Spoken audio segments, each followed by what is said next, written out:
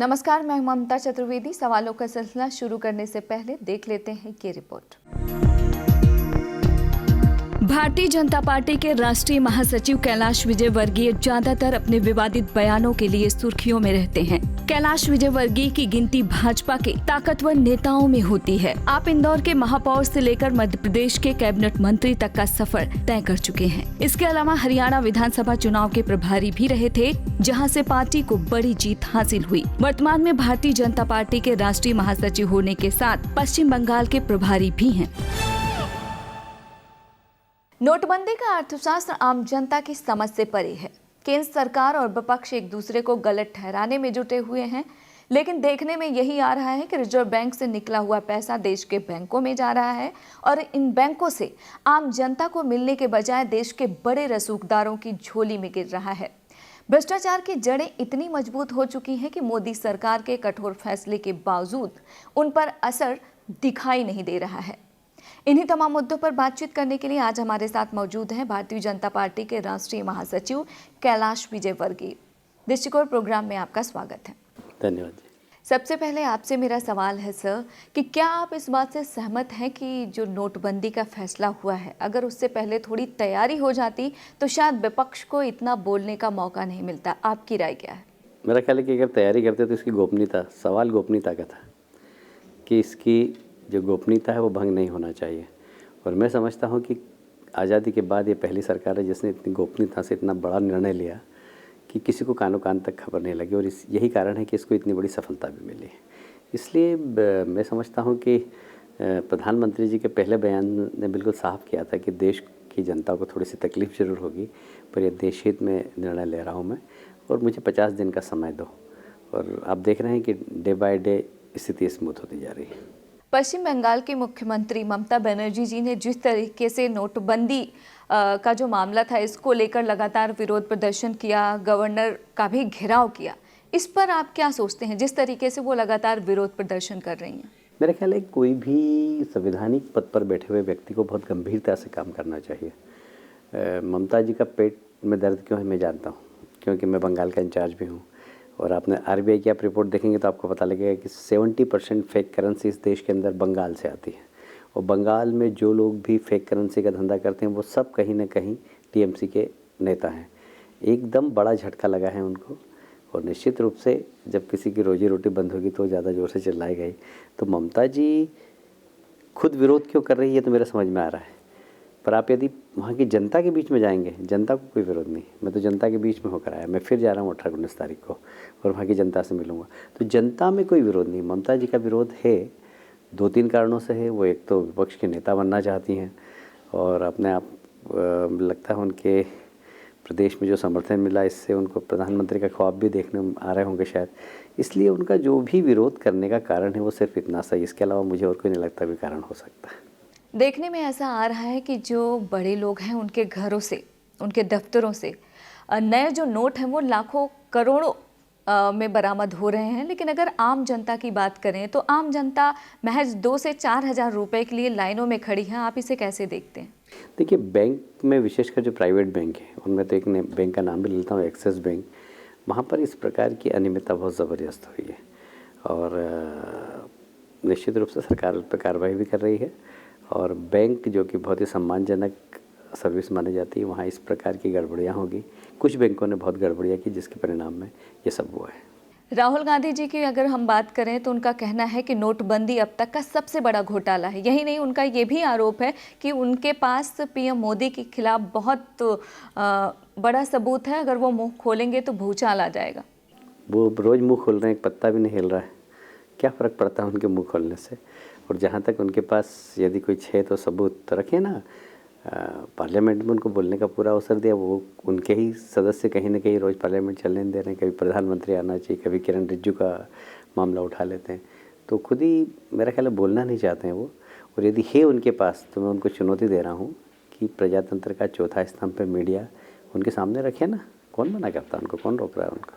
गृह राज्य मंत्री अगर किरण रिजिजू जी की बात हम करें तो विपक्ष लगातार ये आरोप लगा रहा है कि उनके ऊपर जो आरोप है उसको लेकर उनका कहना है कि उनको बर्खास्त किया जाए। भाई कोई दस्तावेज तो होगा उनके पास, किस कारण से किस मंत्री को बर्खास्त किया जाए? और सरकार आने के बाद की कांटेक्ट है क्या? उनकी सरकार जब अरुणाचल प्रदेश में थे, केंद्र में उनकी सरकार थी, तब से वो उनके जिनका नाम ले रहे हैं जो कि उनके कोई रिश्तेदार भी नहीं है, उनके पास कांटेक्ट है। तो कुल मिलाकर किसी पर भी बेबुनियाद आरोप लगा देना और इस्तीफ़ा मांग लेना, आपके पास प्रूफ हो तो बताइए ना, रखिए सामने प्रूफ, हाउस में रखिए, मीडिया के सामने रखिए और बताइए कि ये गलती है। प्रूफ है कुछ है नहीं, सिर्फ हंगामा खड़ा करना है बस, और इसके अलावा कुछ भी नहीं। पूर्व प्रधानमंत्री मनमोहन सिंह जी ने संसद में नोटबंदी के बारे में बोला। उसके बाद आपका एक ट्वीट सामने आया था जिसको लेकर ऐसा कहा जा रहा है कि मनमोहन सिंह जी नाराज हैं। मनमोहन सिंह जी बहुत अच्छे इंसान हैं और मुझे लगता है कि उनका भाषण यदि आप पूरा पढ़ेंगे तो उन्होंने नोटबंदी का समर्थन किया, पर नोटबंदी का समर्थन करने के साथ उसमें जो कमियां थी उस पर उन्होंने ध्यान आकर्षित किया। मैं समझता हूँ कि यदि उनकी आप पूरा, मैंने उनका आर्टिकल भी पढ़ा, आर्टिकल में ऐसा कहीं भी कुछ दिखाई नहीं देता कि उनका खूब जम के विरोध है। उन्होंने ये ज़रूर कहा कि शायद जो तैयारियां होना चाहिए वो नहीं हुई है। उसको प्रधानमंत्री जी ने खुद ने स्वीकारा कि गोपनीयता भंग नहीं हो, इसके लिए हमने जो वास्तव में तैयारी होना चाहिए वो नहीं की, इसलिए देश की जनता को 50 दिन तक थोड़ा सा तकलीफ़ होगी। तो उसमें तो डॉक्टर मनमोहन सिंह जी का भी जो विरोध है वो दिखाने के लिए विरोध है। मैं नहीं समझता कि वो अंतर्मन से कोई विरोध कर रहा है उनका। उनका कहना है कि आपने जो ट्वीट करके मजाक उड़ाया है उस बात को लेकर उनकी नाराज़गी। अब मजाक तो मेरी करने की आदत है, यदि उनको उनकी नाराज़गी हुई तो मैं उनसे माफ़ी मांग लूँगा व्यक्तिगत रूप से, उसमें क्या। ऐसा कहा जाता है कि कैलाश विजयवर्गीय अपने किसी भी मिशन में असफल नहीं होते, उत्तराखंड को छोड़कर। नहीं, ऐसा कुछ भी नहीं है। हम तो काम करने निकलते हैं, कभी सफलता मिलती है, कभी असफलता मिलती है। उत्तराखंड में भी यदि आप देखेंगे तो मैं न्यायालय को दोष तो नहीं दूंगा, पर उत्तराखंड का और अरुणाचल प्रदेश का एक सरी का केस था, पर न्यायालय ने दोनों अलग अलग डिसीजन दिया। अब उनके बारे में कोई टिप्पणी नहीं कर सकते, पर हमारा जो काम था हमने पूरी तरीके से किया, ईमानदारी से किया। सफलता असफलता ईश्वर के हाथ में। वक्त हुआ है एक छोटे से ब्रेक का। ब्रेक के बाद भी जारी रहेगा भारतीय जनता पार्टी के वरिष्ठ नेता और राष्ट्रीय महासचिव कैलाश विजयवर्गीय से बातचीत का सिलसिला। नोटों से जो भरे हुए थे वो सारे सड़ गए हैं, चाहे वो एसपी के नेता हो, चाहे वो बीएसपी के नेता हो। बीएसपी के नेता ने तो टिकट बेचे थे करोड़ों करोड़ रुपए लेकर, वो सारे बोरे सड़ गए हैं।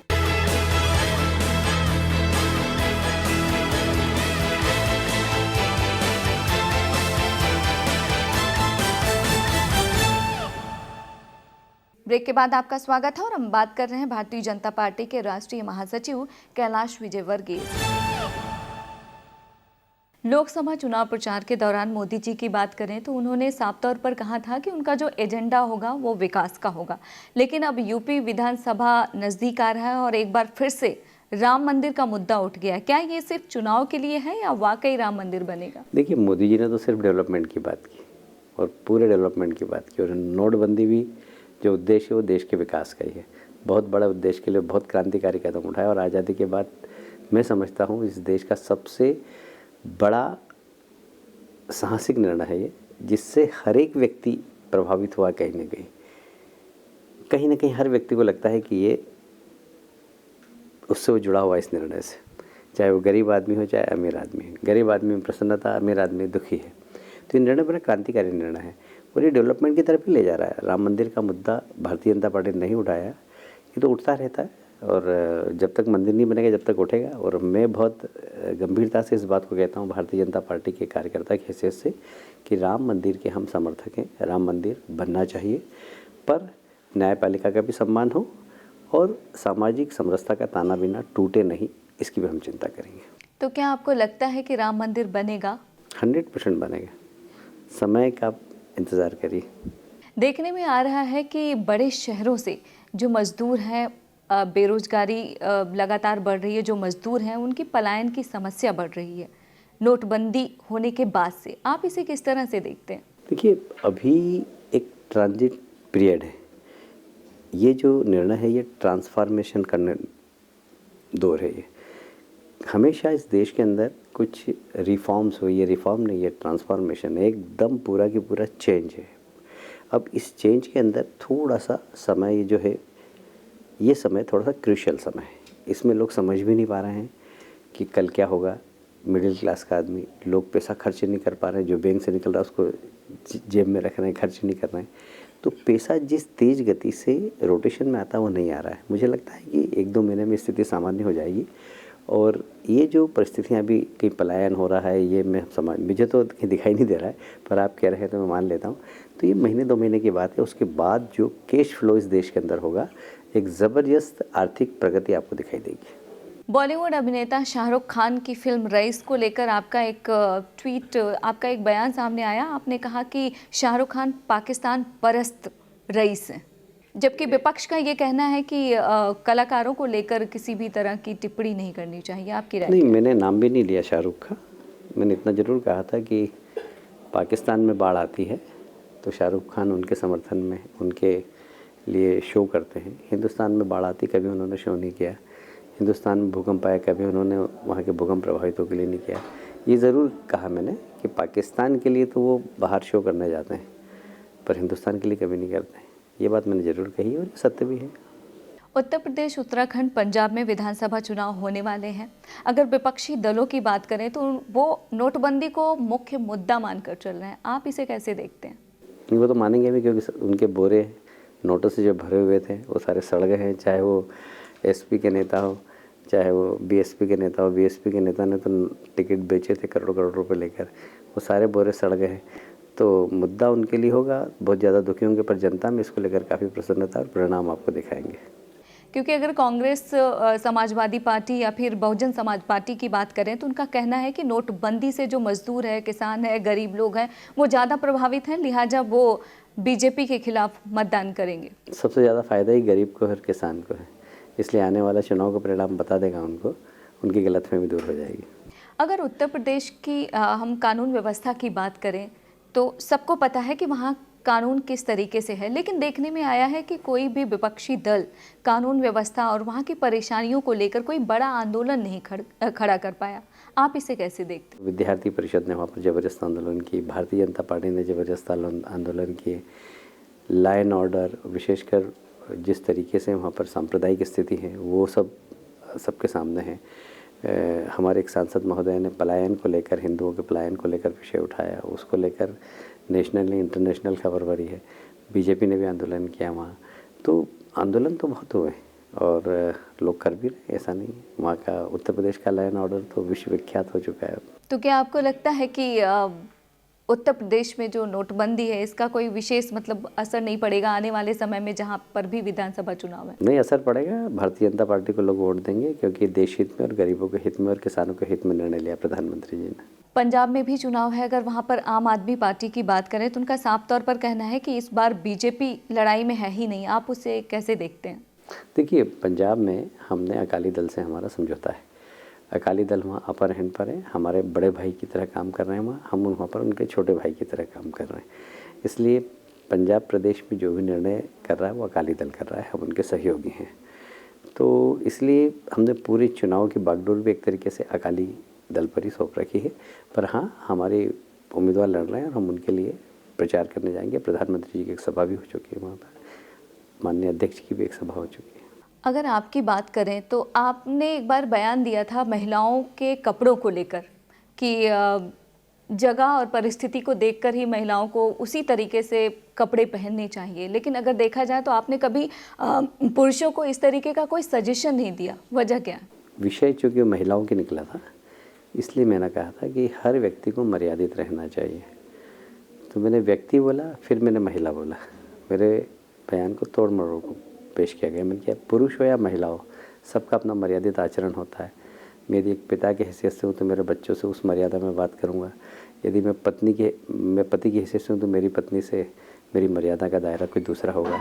यदि मेरी बेटी है तो उससे मेरा दायरा मर्यादा कोई दूसरा होगा। तो हर व्यक्ति से मर्यादा का दायरा दूसरा रहता है। तो मैंने कहा हर व्यक्ति को अपनी मर्यादा में रहना चाहिए, इसी प्रकार महिलाओं को भी मर्यादा में रहना चाहिए। पर मेरे बयान को सिर्फ महिलाओं का बयान मानकर उसको तोड़ मरोड़ को पेश कर दिया। इसके अलावा अगर हम आपसे ये जानना चाहें कि हमारे देश में कुछ ऐसे मंदिर हैं, कई ऐसी जगह है जहाँ पर महिलाओं का प्रवेश वर्जित है, जहाँ नहीं जाने दिया जाता परंपरा के नाम पे, आप उसे कैसे देखते हैं? क्या आपको लगता है कि जहाँ पर महिलाओं के लिए प्रतिबंध है उन तमाम जगहों से प्रतिबंध हटा लेना चाहिए, या फिर आप क्या सोचते हैं इसके? देखिए, हम महिलाओं के अधिकारों का सम्मान करते हैं और हमेशा मानते हैं कि महिला और पुरुष को ऐसा अलग अलग नहीं करना चाहिए। जो महिला के पास अधिकार है वो पुरुष के पास अधिकार है, जो पुरुष के पास अधिकार है वो महिला के पास अधिकार है। पर कई बार कहीं किन्हीं क्षेत्रों में परंपराएं रहती हैं, लोग चाहते हैं कि उसका पालन हो। कई लोग पालन करते हैं, कई लोग नहीं करते हैं परंपरा का। तो परंपरा और संविधान दोनों में अंतर है। संवैधानिक अधिकार उनको हैं, पर परंपरा का कोई पालन करता है, कोई नहीं करता है। तो उसके लिए कोई बंधक कारक नहीं है। मिलते हैं एक और छोटे से ब्रेक के बाद भी जारी रहेगा बीजेपी नेता से बातचीत का सिलसिला। इस्लाम में ब्याज नहीं लिया जाता, इसलिए मुस्लिम लोग बैंक में पैसा नहीं रखते हैं, क्योंकि ब्याज खाना हराम मानते हैं वहाँ, इसलिए बैंक ऑपरेशन कम होता है।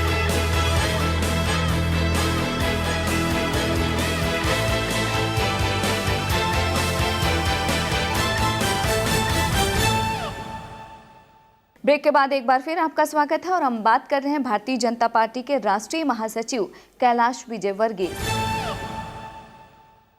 अभी कुछ दिन पहले असदुद्दीन ओवैसी जी का एक बयान आया। उनका ये आरोप है कि जो मुस्लिम बाहुल्य इलाके हैं वहाँ के एटीएम और बैंकों में पैसा नहीं जा रहा। देखिए, जहाँ तक मुझे जानकारी है कि इस्लाम में ब्याज नहीं लिया जाता, इसलिए मुस्लिम लोग बैंक में पैसा नहीं रखते हैं, क्योंकि ब्याज खाना हराम मानते हैं वहाँ, इसलिए बैंक ऑपरेशन कम होता है। अब ये उन्होंने आरोप लगाया, वहाँ हो सकता है कि पहले एटीएम में इतना ट्रांजैक्शन नहीं होता होगा, तो बैंक भी इस हिसाब से कि यहाँ पर एटीएम का उपयोग कम होता है, वहाँ कम पैसा डाला होगा। पर अब यदि उनका ऐसा कहना है तो अब तो शायद मेरा ख्याल है बैंकर्स ने भी वहाँ चिंता कर ली, उस क्षेत्र में नोट डाल देंगे। अगर आपसे मैं जानना चाहूँ समान नागरिक संहिता, तो उस पर आपकी राय क्या है? क्योंकि अगर देखा जाए तो पीएम मोदी ने अपने चुनाव प्रचार के दौरान कहा था कि जब सत्ता में आएंगे तो समान नागरिक संहिता और धारा 370 को खत्म करेंगे। तो आपकी राय क्या है इस पर?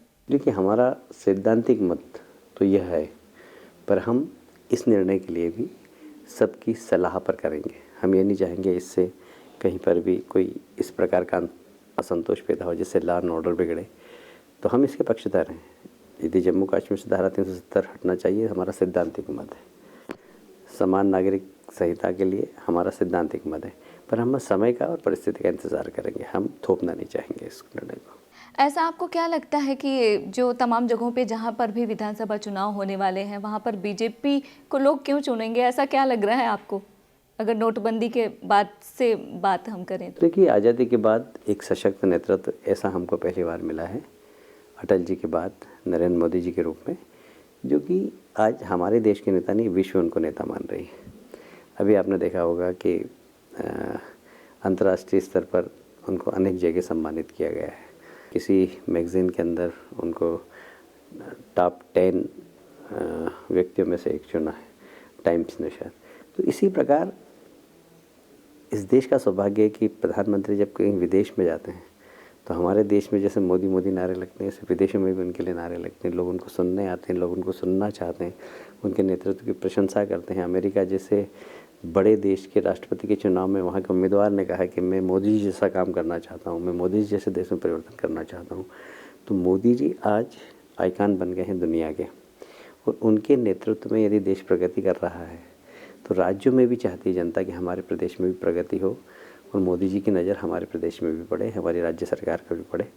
तो मुझे लगता है कि मोदी जी के नेतृत्व को सभी लोग मान रहे हैं, और जो भी राज्यों में भारतीय जनता पार्टी की सरकार बनेगी उसमें मोदी फैक्टर काम करेगा, ऐसा मेरा मानना है। अगर हम देश के सरहद की बात करें तो वहाँ पर आए दिन गोलीबारी होती रहती है, फायरिंग होती रहती है, हमारे देश के जवान शहीद होते रहते हैं, लोग प्रभावित रहते हैं। इसको लेकर विपक्ष का ये आरोप है कि मोदी सरकार की कोई विदेश नीति ठीक है ही नहीं, जिसका खामियाजा देश के लोगों को भुगतना पड़ रहा है।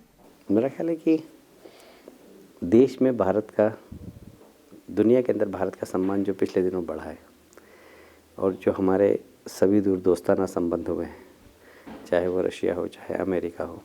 हमने चाइना से भी संबंध ठीक करने की कोशिश की, हमने तो पाकिस्तान से भी संबंध ठीक करने की कोशिश की। अनौपचारिक रूप से मोदी जी ने उनके परिवार में जाकर सम्मिलित होकर ये संदेश दिया दुनिया को कि हम दोस्ताना व्यवहार चाहते हैं। पर अमेरिका अपनी वाली पे आ जाता है और हमेशा अपनी औकात दिखा देता है।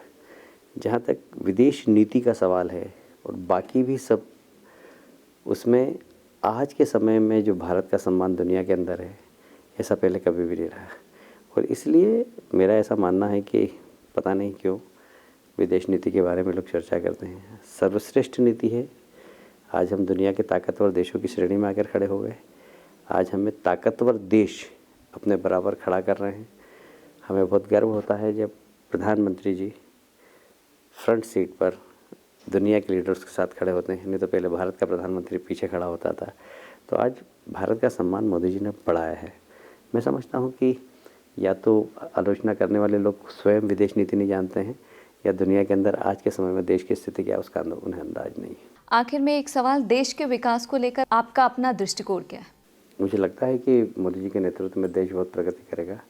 और जिस तरीके से नोटबंदी के बाद देश में एक ट्रांसफॉर्मेशन होगा, तो बजट का साइज हमारा बढ़ना चाहिए। बजट का साइज बढ़ेगा तो हमारा जो इंफ्रास्ट्रक्चर उसमें बहुत विकास होगा।